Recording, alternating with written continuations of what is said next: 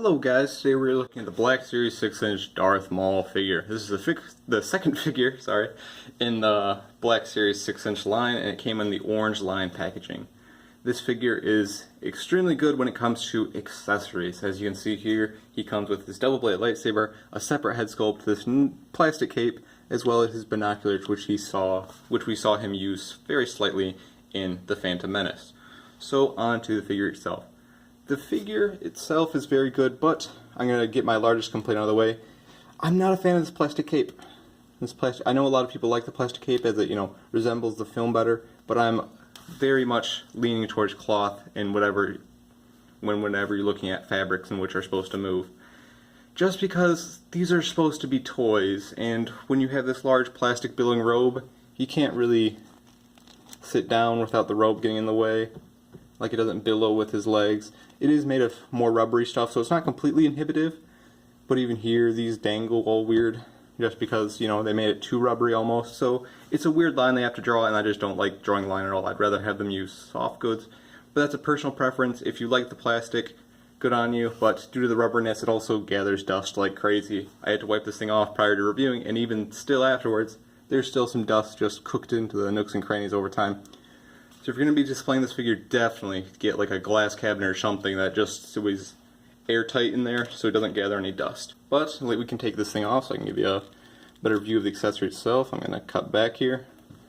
So now here's the figure without any head at all, and here's your piece of plastic that even by itself can stand and billow. So if you wanted to, you could throw this on like another body, so you could have Maul in the cape and Maul in that, because really the body underneath you barely see with this robot.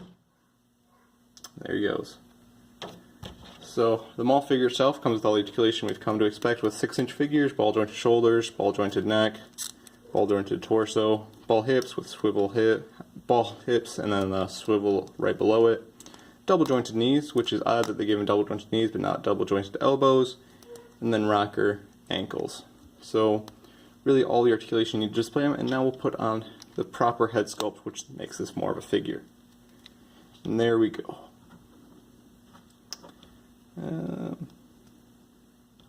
There we go.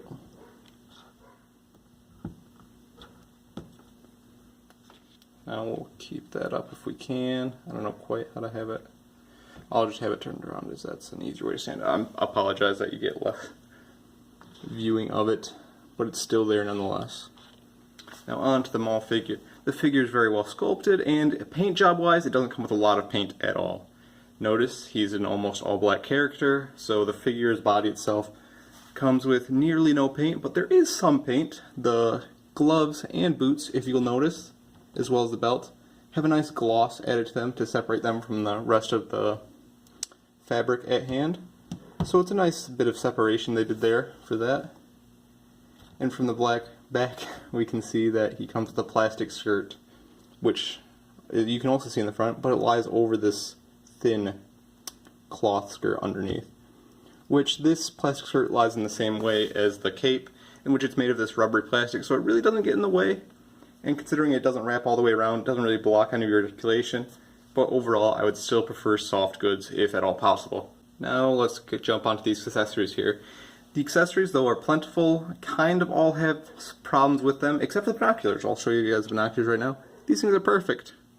They're nice little, they have really good paint apps, and they've got a little bit of dirt on them. If you can see, there's a slight mucking to them, per se. Very good, and he can hold them appropriately. I don't know if he can quite view them, because he doesn't have his double jointed elbows, as you can see here. He can't really look through them all that proper, but nice accessory nonetheless. It's more to fault with the lack of double jointed elbows rather than the accessory. Now on to the lightsaber, the final accessory, and as you can already tell, there's an immediate problem to it, in which it's made of way too soft of plastic.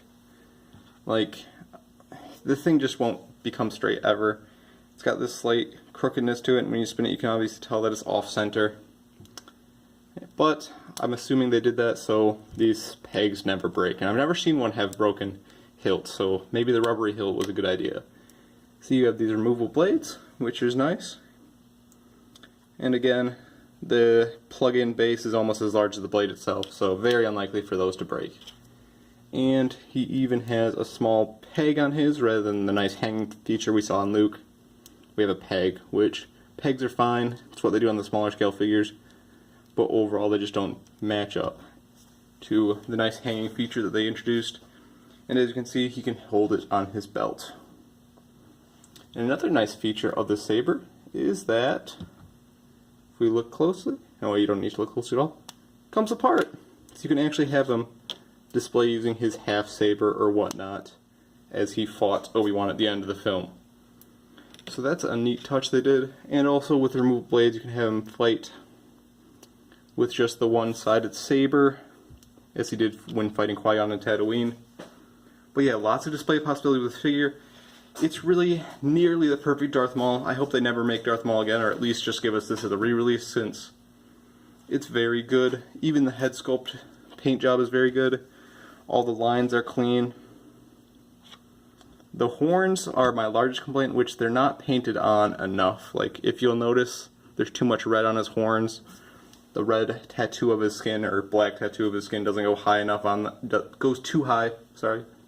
And the nice tan paint of his horns isn't far enough on. And that really is my only complaint when it comes to head sculpt. The eyes are really well painted on. All the tattoo lines are done very clean. Looks nearly perfect. I'm sure some professional customizer put this one to shame, but this is a $20 price point figure, not a professional customizer's work. So for a manufactured figure, it's very good. And overall, I'll give this figure an 8, which is somewhat surprising. I'm giving him a lot lower score than Luke with the accessories.